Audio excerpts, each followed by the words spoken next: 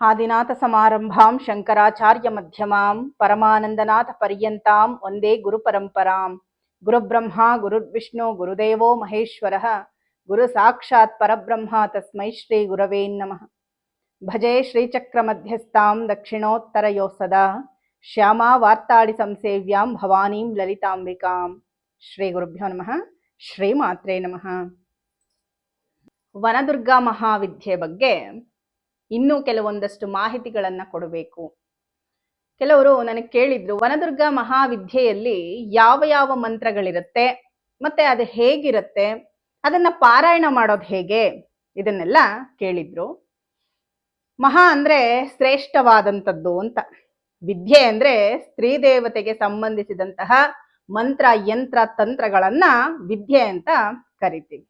ಇನ್ನು ಇದು ಮಹಾವಿದ್ಯೆ ಅಂದ್ರೆ ವನದುರ್ಗಾದೇವಿಗೆ ಸಂಬಂಧಿಸಿದಂತಹ ಮಂತ್ರಗಳಿಂದ ಕೂಡಿರ್ತಕ್ಕಂತಹ ಇದು ಮಹಾವಿದ್ಯಾ, ವನದುರ್ಗಾ ಮಹಾವಿದ್ಯಾ ಅಂತ ಇದನ್ನ ಕರೀತಾರೆ. ಈ ವನದುರ್ಗಾ ಮಹಾವಿದ್ಯೆ ನಮ್ಗೆ ಎಲ್ಲಿ ಕಾಣಸಿಗುತ್ತೆ ಅಂದ್ರೆ, ಇದರ ಉಲ್ಲೇಖ ಎಲ್ಲಿದೆ ಅಂತ ಕೇಳಿದ್ರೆ, ರುದ್ರಯಾಮಳದಲ್ಲಿನ ಕಲ್ಪಕೌಸ್ತುಭದಲ್ಲಿ ಇದು ಪ್ರಚಾರದಲ್ಲಿದೆ. ಹಾಗೇನೆ ಸ್ಕಂಧಯಾಮಳದಲ್ಲಿರ್ತಕ್ಕಂತಹ ಮಹಾವಿದ್ಯೆಗೆ ಅದು ವನದುರ್ಗಾ ಮಹಾವಿದ್ಯೆ ಆಗಿರುತ್ತೆ, ಆದ್ರೆ ಅದಕ್ಕಷ್ಟೊಂದು ಪ್ರಚಾರ ಅನ್ನೋದು ಸಿಗ್ಲಿಲ್ಲ. ಈ ವನದುರ್ಗಾ ಮಹಾವಿದ್ಯಾ ಅಂದ್ರೆ ದಿಗ್ಬಂಧನ ಪ್ರಧಾನವಾದಂತಹ ರಕ್ಷಾಕರ ವಿದ್ಯಾ.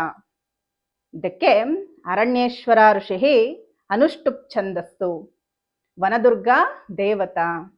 ಇದು ಒಟ್ಟು 2 ಭಾಗಗಳಾಗಿರುತ್ತೆ. ಮೊದಲನೇ ಭಾಗದಲ್ಲಿ 10 ವಿಧವಾದಂತಹ ದಿಗ್ಬಂಧನ ಮಂತ್ರಗಳು, ಒಟ್ಟಾರೆಯಾಗಿ 358 ಮಂತ್ರಗಳಿಂದ ಕೂಡಿರುತ್ತೆ. ಎರಡನೆಯ ಭಾಗದಲ್ಲಿ ಮಹಾಮಂತ್ರಗಳು 142 ಒಟ್ಟಾರೆಯಾಗಿ ಸೇರಿ 500 ಮಂತ್ರಗಳಿಂದ ಕೂಡಿರೋದ್ರಿಂದ ವನದುರ್ಗಾ ಮಹಾವಿದ್ಯಾ ಪಂಚಶತಿ ಅಂತ ಕರೀತಾರೆ. ಇದನ್ನ ಯಾರು ಪಾರಾಯಣ ಮಾಡಬೇಕು ಅಂತ ನೋಡೋದಾದ್ರೆ, ಇದನ್ನ ಎಲ್ಲರೂ ಮಾಡ್ಬೋದಾ, ಸಾಮಾನ್ಯರು ಕೂಡ ಮಾಡ್ಬೋದಾ ಅಂತ ಕೇಳಿದ್ರು. ಸಾಮಾನ್ಯರೆಲ್ಲ ಮಾಡೋ ಹಾಗಿಲ್ಲ. ಯಾಕಂದ್ರೆ ಇದರಲ್ಲಿರುವಂತಹ ಮಂತ್ರಗಳೆಲ್ಲವೂ ಬಹಳ ಶಕ್ತಿಶಾಲಿಯಾದಂತಹ ಮಂತ್ರಗಳು. ಆ ಎನರ್ಜಿನ ತಡ್ಕೋಬೇಕು ಅಂದ್ರೆ ಅವರಲ್ಲೂ ಕೂಡ ಎನರ್ಜಿ ಅನ್ನೋದು ಇರಬೇಕು, ಅಂದ್ರೆ ಆ ಶಕ್ತಿ ಅನ್ನೋದು ಅವರಲ್ಲಿ ಇರಬೇಕು. ಇನ್ನು ಮುಖ್ಯವಾಗಿ ಇದರಲ್ಲಿ 2ನೇ ಭಾಗದಲ್ಲಿ ಅಂದ್ರೆ ಮಹಾಮಂತ್ರಗಳ ಭಾಗದಲ್ಲಿ 27ನೇ ಮಂತ್ರ ಏನಿರುತ್ತೆ, ಇದು ಮಹಾಪಾದುಕಾ ಮಂತ್ರ ಆಗಿರುತ್ತೆ.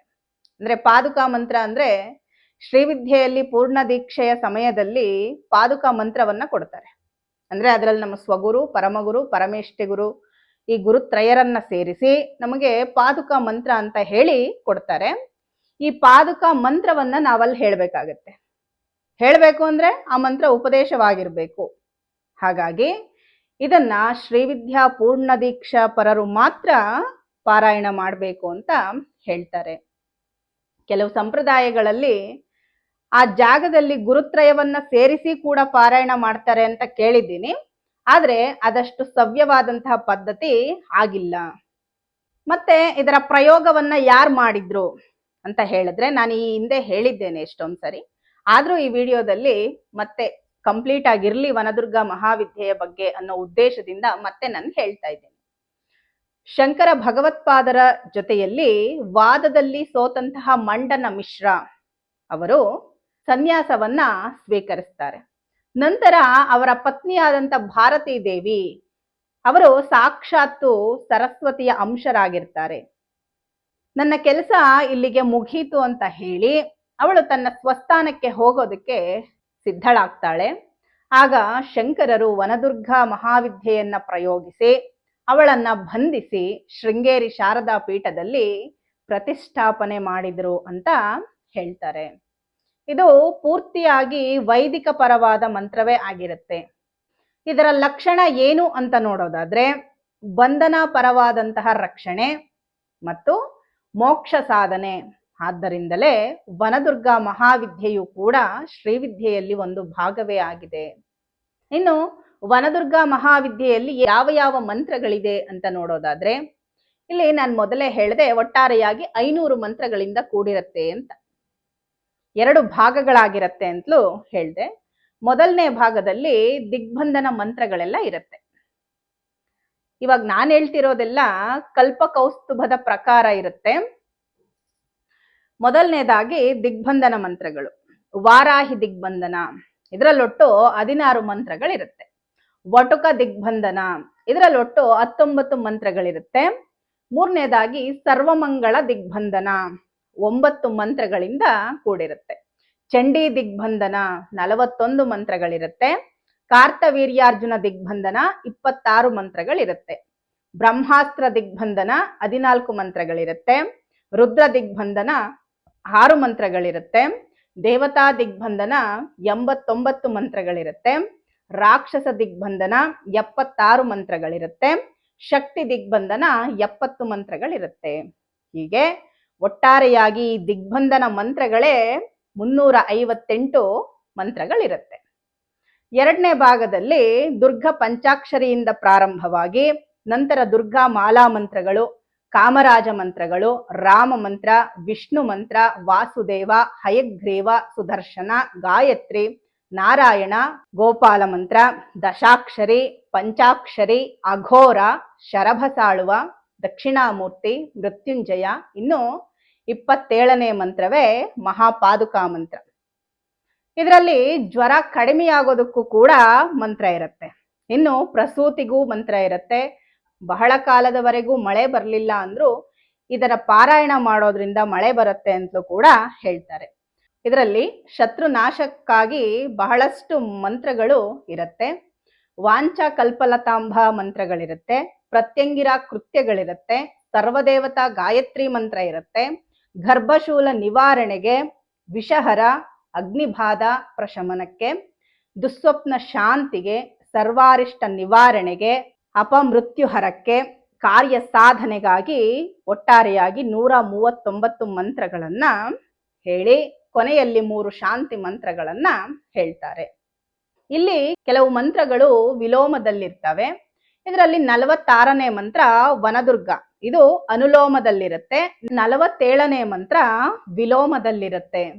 ಈ ರೀತಿ ಮಂತ್ರಗಳು ಅನುಲೋಮ ಮತ್ತು ವಿಲೋಮವಾಗಿರೋದ್ರಿಂದ ಅದರ ಶಕ್ತಿ ಹೆಚ್ಚುತ್ತೆ ಅಂತ ಹೇಳ್ತಾರೆ.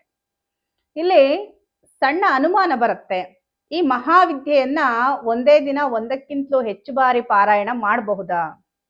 ಹಾಗೆ ಮಾಡಿದ್ರೆ ಪ್ರತಿ ಸಾರಿಯು ದಿಗ್ಬಂಧನ ಮಂತ್ರಗಳನ್ನ ಹೇಳ್ಬೇಕಾ ಅನ್ನುವಂಥ ಸಂದೇಹ ಬರುತ್ತೆ. ಇದರಲ್ಲಿ 2 ರೀತಿಯಾದಂತಹ ಸಂಪ್ರದಾಯಗಳಿರುತ್ತೆ.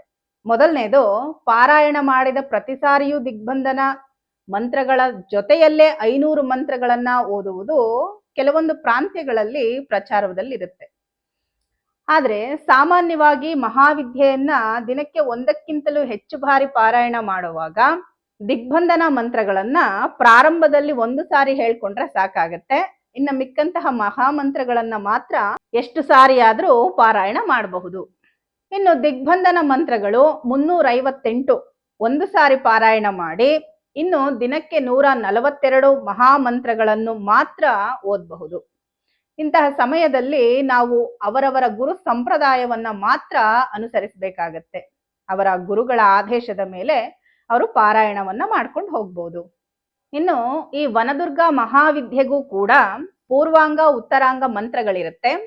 ನಾವು ಪ್ರಾರಂಭದಲ್ಲಿ ಪೂರ್ವಾಂಗ ಮಂತ್ರಗಳನ್ನ ಯಥಾಶಕ್ತಿ ಜಪ ಮಾಡಿ ನಂತರ ನ್ಯಾಸೋಕ್ತವಾಗಿ ವನದುರ್ಗಾ ಮಹಾಮಂತ್ರವನ್ನ ಜಪ ಮಾಡಿಯೇ ಈ ಒಂದು ಮಹಾವಿದ್ಯೆ ಪಾರಾಯಣ ಮಾಡೋದಕ್ಕೆ ಉಪಕ್ರಮಿಸಬೇಕಾಗತ್ತೆ. ನಂತರ ಪಾರಾಯಣ ಮುಗಿದ ನಂತರ ಉತ್ತರಾಂಗ ಮಂತ್ರಗಳನ್ನು ಕೂಡ ಜಪ ಮಾಡಬೇಕಾಗತ್ತೆ.